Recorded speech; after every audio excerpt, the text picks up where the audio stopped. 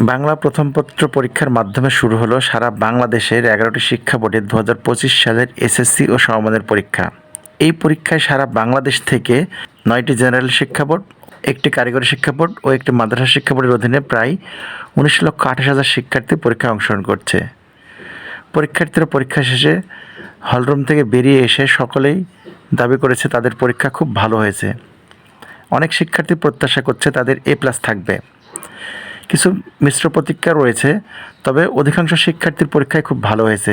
তাদের বক্তব্য অনুযায়ী পরীক্ষার হলরুমের পরিবেশ খুব ভালো ছিল, প্রশ্নপত্র কমন ছিল, যার কারণে তারা মন প্রাণ খুলে লিখতে পেরেছে এবং যদি কোনো ভুল না হয় তাহলে তাদের দাবি তারা A+ পাবে।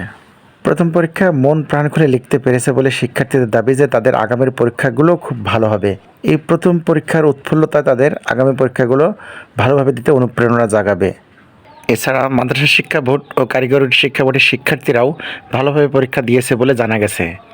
তাছাড়াও বেশ কয়েকটি কেন্দ্রীয় প্রবেশপত্র হাতে না পাওয়ায় শিক্ষার্থীরা মানববন্ধন ও রাস্তাঘাট ঘেরাও করেছে বলেও খবর পাওয়া গিয়েছে। দেশের বিভিন্ন শিক্ষা বোর্ড থেকে খবর পাওয়া যায় সব শিক্ষা বোর্ডগুলোতেই বাংলা প্রথম পত্র পরীক্ষা অধিকাংশ শিক্ষার্থীরাই ভালোভাবে দিয়েছে। তো প্রিয় শিক্ষার্থী বন্ধুরা, তোমরা আগামীর পরীক্ষাগুলো আজকের মতো ভালোভাবে দাও। তোমাদের সকলের রেজাল্ট ভালো হোক এই প্রত্যাশা করে এখানে শেষ করছি। ধন্যবাদ।